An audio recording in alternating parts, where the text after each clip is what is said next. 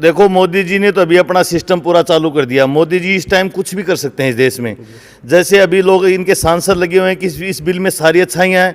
देखो छोटी सी बात है, पहले अपने बड़े बुजुर्ग कहा करते थे कि शाम को अगर 6 बजे लड़का पैदा हो जाता है किसी के, तो बोले थाली दूसरे दिन बजाई जाती है, क्योंकि शाम को बर्तन बजाना अशुभ होता है।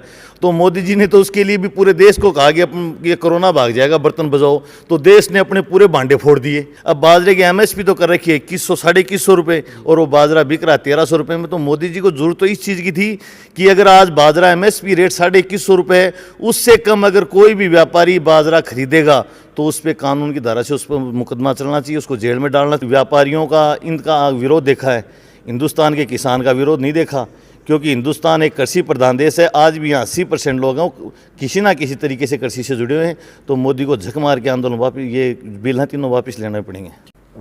सरकार ने जो 3 अध्यादेश लाकर किसानों को कहा कि हमने आपको तोहफा दिया है, एक ओपन मार्केट दिया है, इसको लेकर हरियाणा पंजाब में आंदोलन हो रहा है। राजस्थान भी इसकी ओर साथ निभाने को तैयार है। आज हमारे साथ मौजूद हैं राजेंद्र फौजी, जो झुंझुनू से आते हैं। इनका इस बिल को लेकर क्या कहना, इनसे सवाल जवाब करते हैं। सबसे पहले तो ये बिल कैसे किसान विरोधी है, जो आप कह रहे हैं कि ये बिल किसान विरोधी है? बार बार ये बिल किसान विरोधी इसलिए है कि आज तक किसान अगर मांग करता रहा है, किसान संगठन है, किसान आंदोलन, उन्होंने 2007 में स्वामीनाथन जो रिपोर्ट आई थी उसमें C2 जो बिल है उस हिसाब से किसान मांग करता रहा है। इसकी तो किसान ने कभी मांग ही नहीं की। ये बिल क्यों लाना पड़ा, क्या मजबूरी हुई, क्या, मेरे तो ये समझ में आया मोदी जी ये बिल लाए क्यों हैं। अब इससे साफ मंशा जाहिर हो रही है कि मोदी जी ये बिल किसानों के लिए आना था, तो किसानों की मांग थी स्वामीनाथन रिपोर्ट लागू होनी चाहिए थी, और उसके हिसाब से किसानों को फसलों का मूल्य मिलना चाहिए था, और फसलों की बिकने की गारंटी होनी चाहिए थी। ये किसानों की मांग थी। और इस किसान की सिर्फ इतनी मांग है, ये पता नहीं कहाँ से क्या बिल ला रहे हैं, क्या मंडी वो हटा रहे हैं, कहाँ मंडी, किसान की कौन सी मंडी, किसान चाहे जहाँ अपनी जो अनाज हो उसको पहले बेच सकता था। मोदी साहब बार बार ट्वीट करके बता रहे हैं कि हम एमएसपी पे, बाहर के किसान जो बाहर बेचेंगे उसको भी एमएसपी पे लेना पड़ेगा, मंडियों में एमएसपी रहेंगी, मंडियां बंद नहीं होंगी। वो बार बार बता रहे हैं कि मंडियां तो बंद नहीं होंगी। देखो मोदी जी ने तो अभी अपना सिस्टम पूरा चालू कर दिया। मोदी जी इस टाइम कुछ भी कर सकते हैं इस देश में। जैसे अभी लोग इनके सांसद लगे हुए हैं कि इस बिल में सारी अच्छाइयाँ हैं। देखो छोटी सी बात है, पहले अपने बड़े बुजुर्ग कहा करते थे कि शाम को अगर 6 बजे लड़का पैदा हो जाता है किसी के, तो बोले थाली दूसरे दिन बजाई जाती है, क्योंकि शाम को बर्तन बजाना अशुभ होता है। तो मोदी जी ने तो उसके लिए भी पूरे देश को कहा कि ये कोरोना भाग जाएगा, बर्तन बजाओ। तो देश ने अपने पूरे भांडे फोड़ दिए। तो इस टाइम मोदी जी की तो एक इन्होंने सिस्टम बना रखा कि किस तरीके से मैं लोकप्रियता पास करूँ। आज ये अपने सांसदों को भेज रहे हैं, इनको किसान को बर्बाद करना है। किसान पहले भी चाहे वो अपना अनाज बेचता था, क्योंकि छोटा किसान है, जिसके 10 बोरी 20 बोरी अनाज हुई, वो कौन सा दिल्ली ले जाके बेचेगा, अपने जिले की मंडी में बेचेगा, तो वहाँ बिकता था। अब एक एमएसपी की कोई गारंटी नहीं है। आज ये मान के चलो बाजरा अपन कहीं भी बेच रहे हैं। आज मैं कह रहा हूँ हमारे झुंझुनू में किसी भी दुकान पे आप ले जाके बाजरा बेच सकते हो, बाजरा खरीदने वाले मिलेंगे।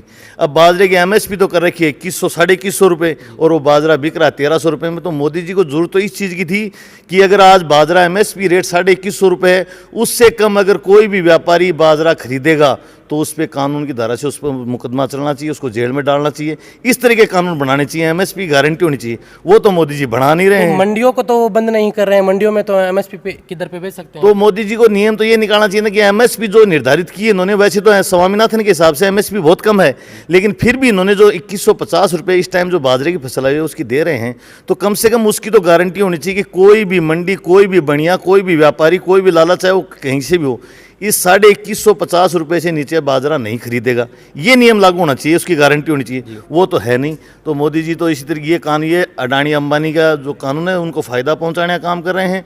ये छोटे छोटे किसान हैं, ये लास्ट में उनके कर्जे से इतना दब जाएंगे कि ये अपनी ज़मीन को छोड़नी पड़ेगी। तो ये तीनों काले कानून हैं, और कभी किसान के किसी संगठन ने, किसी भी नेता ने इनकी मांग नहीं की। ये पता नहीं मोदी जी कोरोना काल में, क्योंकि कोरोना काल में बड़े बड़े व्यापारी थे, उनके बड़े बड़े इंडस्ट्रीज फेल हो गए थे, तो इन्होंने देखा इस कोरोना काल में ऐसी वैश्विक महामारी में भी किसान के कोई फ़र्क नहीं पड़ा, क्योंकि जो भी चीज़ थी खेती की उपज वो सब पैदा भी हो रही थी। हमने कोरोना काल में बाजरा, गंवार, सरसों सब अच्छे हुए हैं। किसान को इसमें फ़ायदा हुआ है, क्योंकि पहले मजदूर महंगे मिलते थे, फैक्ट्रियों में चले जाते थे, वो अब थोड़े सस्ते मिले हैं। तो इस कोरोना काल में भी किसान को फ़ायदा हुआ है।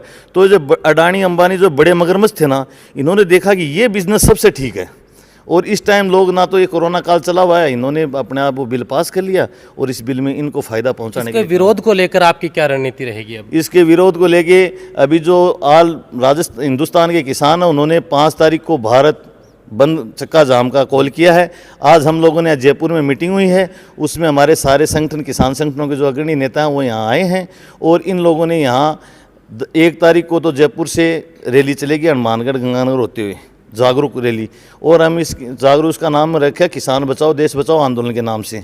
और उसके बाद 5 तारीख को हम चक्का जाम रखेंगे और उसके बाद में जो भी आगे रणनीति तय करेंगे जो देश के किसान, अब जैसे पहले हरियाणा और पंजाब के किसान लड़ रहे थे, हमारे राजस्थान का गंगानगर हनुमानगढ़ 1-2 जिलों में था, अब ये राजस्थान में भी पूरे ये आंदोलन बढ़ेगा और मोदी को झक मार के आंदोलन वापस लेना पड़ेगा, क्योंकि मोदी ने अभी तक यहाँ छोटे व्यापारियों का इनका विरोध देखा है, हिंदुस्तान के किसान का विरोध नहीं देखा, क्योंकि हिंदुस्तान एक कृषि प्रधान देश है। आज भी यहाँ 80% लोग हैं किसी ना किसी तरीके से कृषि से जुड़े हुए हैं, तो मोदी को झक मार के आंदोलन वापस ये बिल हैं तीनों वापस लेने पड़ेंगे।